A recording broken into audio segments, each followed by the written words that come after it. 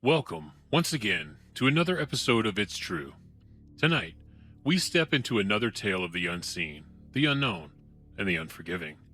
This time, we follow a man who makes a living tracking others, only to find himself caught in something far darker than he ever imagined. Because what he uncovers is the stuff of nightmares. Every case starts the same. Someone wants answers, someone's afraid, but sometimes fear isn't just paranoia, sometimes it's a warning. This one, it started with a woman, pale, nervous, the kind of scared that sticks in the air long after she's gone.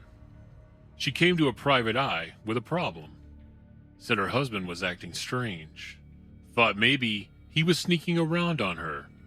But infidelity wasn't what scared her. It was something else. Something she couldn't explain, but knew wasn't right. The investigator took the job. He'd tailed cheating husbands before. Easy money, easy conclusions. But from the moment he laid eyes on this one, something felt off. He followed the husband for the first day. The man woke up, dressed in a neatly pressed suit, and left his house at precisely 7:30 a.m. He walked to the corner shop, ordered a black coffee, no sugar, no cream, gave a polite nod to the barista, then continued on his way. At noon, he ate lunch in his office cafeteria, sitting alone at a window seat, staring out but never really looking for anything. At 5:45, he clocked out, retraced his steps back home, unlocked his door at exactly 6:10 p.m., and disappeared inside. No detours, no stops, no variation. It was almost rehearsed. Day 2, same thing. Every step the same. Day 3, day 4, also the same. By day 10, the investigator could have mapped out every stop, every moment. No one moves like that, not unless they're being watched, or worse, controlled. But then, something happened. The first time, he barely registered it. A long night, too much coffee, eyes playing tricks. The man stopped at a streetlight, but for just a second, it looked like his shadow kept moving. He shook it off, chalked it up to exhaustion. But then it happened again. Same streetlight, same delayed shadow. A second too late, a step out of sync. The kind of thing that makes your stomach tighten without knowing why. By the third night, there was no denying it. The husband would stop, but the shadow would keep going for a fraction of a second longer. It wasn't natural. And that's when the investigator knew. He had to start digging. The best investigators don't jump to conclusions. They gather facts. So the investigator spent the next few days researching optical illusions, fatigue-induced hallucinations, even cases of dissociative fugue states. But nothing explained what he saw, and the more he read, the more unsettled he became. Because there were stories, old ones, buried in forgotten corners of folklore, about shadows that didn't quite move or belong to the people they followed. With the information he gathered and the bizarre turn of events unfolding, the investigator decided it was time to let the wife know what was happening, what he'd seen. That next day, he went to the wife, told her what he saw, laid it out as clearly as he could. Her husband wasn't normal, that his shadow wasn't moving right. Now, any normal person would have questions, would probably panic. But her? She just stared, blank, expressionless. The investigator watched her closely. A flicker of something passed over her face, but it wasn't shock, it wasn't fear. It was something more calculated.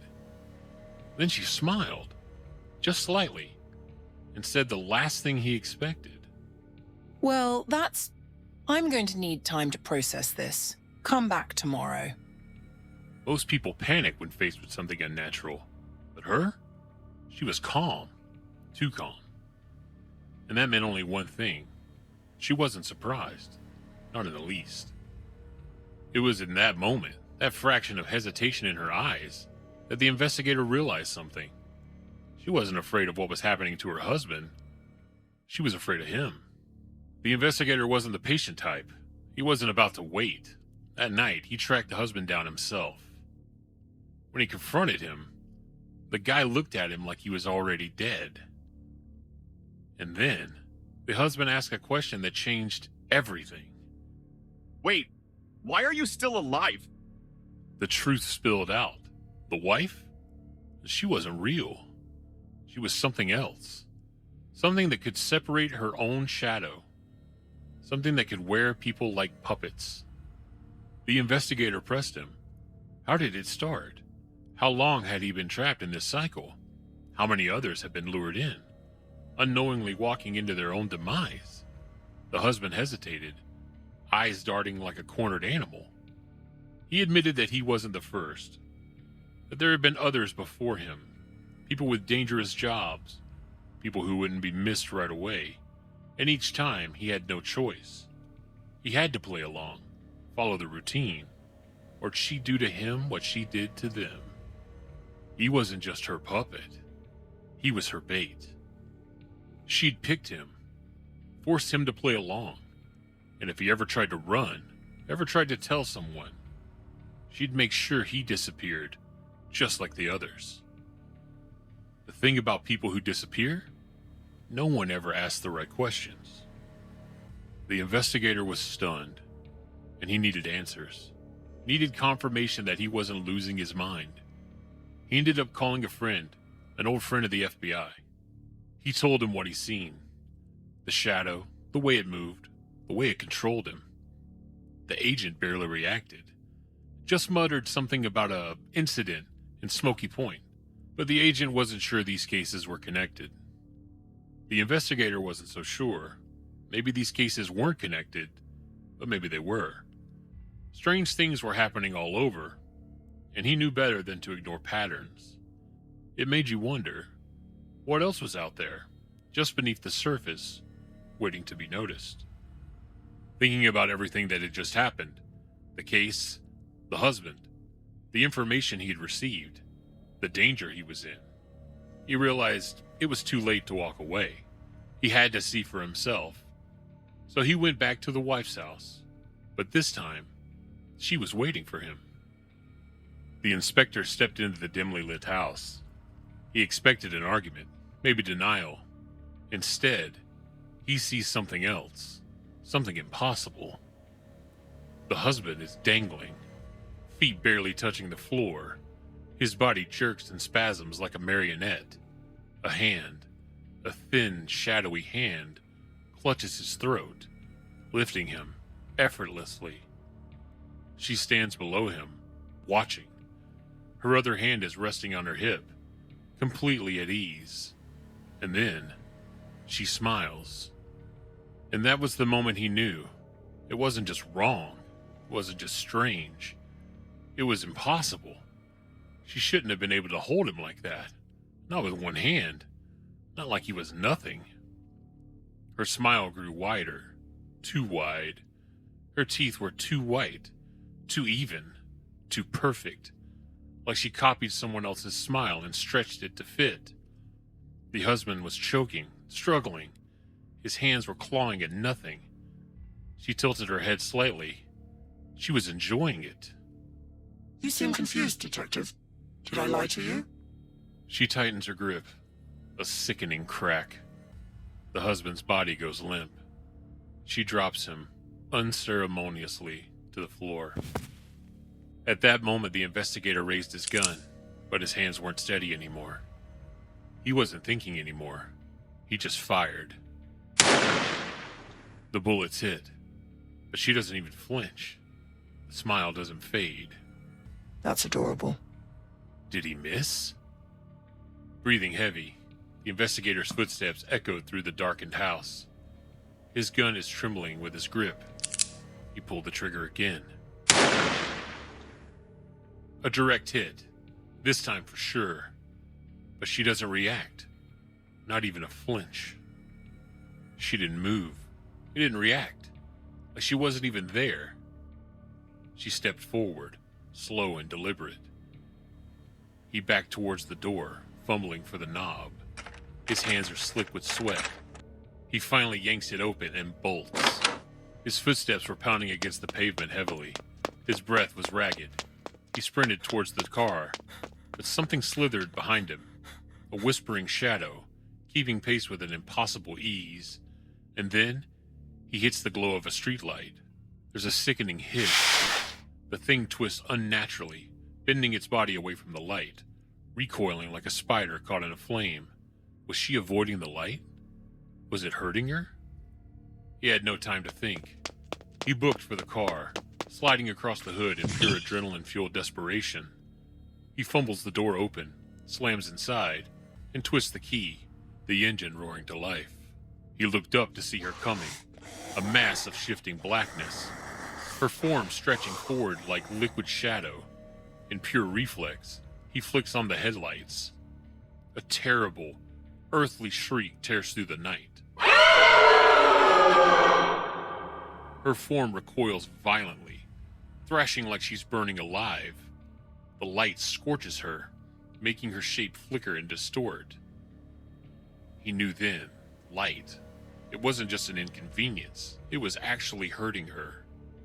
He scrambled for the gear shift, but before he can move, a sound of ripping metal. The headlights explode. The car rocks violently as something tears into it. Darkness floods back in, a groan of twisted steel as the windshield shatters inward. A chilling voice slides into his ear from the back seat.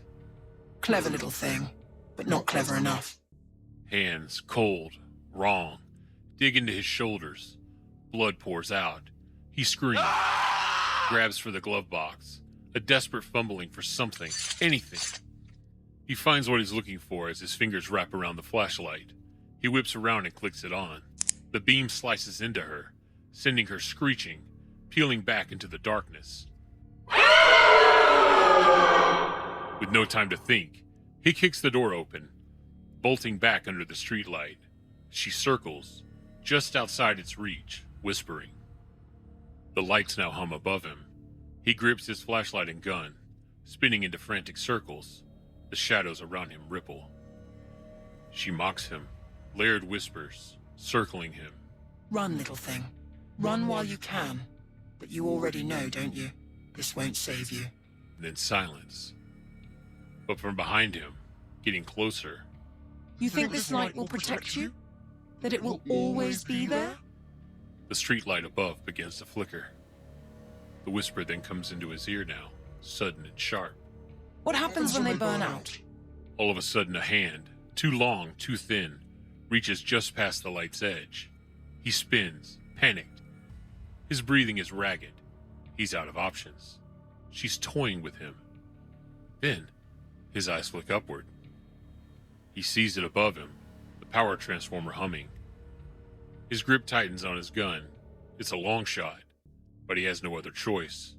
He raises his gun, aims, and fires.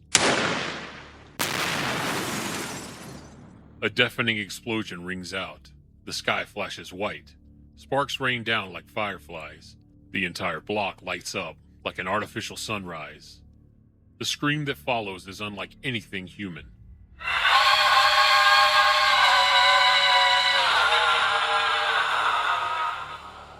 A jagged, ear-splitting roar of pure fury and something else.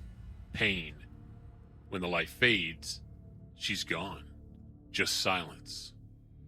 At that moment he stumbles, grasping toward the wreck of his car. The windshield is gone, headlights shattered, bumper dragging like a corpse. The thing shouldn't even be running, but somehow the engine turns over. He doesn't question it. He peels out, leaving the ruined streetlight behind. The night swallows the road ahead. His headlights are dead, the road is pitch black, and his hands are gripping the wheel tighter. I made it. I got away. But even now I wonder, was she ever really gone? Or just waiting for the lights to go out again? Some mysteries don't end with a neatly tied bow. Some answers only lead to more questions. A case like this, it lingers. It festers. Because if something like that is out there, How many others have already fallen into its trap? And more importantly, how many more will? I don't think we've heard the last of this detective, or the thing that was hunting him. And if I uncover more, you'll be the first to know. But before you go, I want to let you in on something. The Dark Files is changing. We're not just bringing you a quick countdown anymore. We're diving deeper, because what matters more isn't just listening to the unknown. It's uncovering the truth. And soon, you will help decide what we investigate next.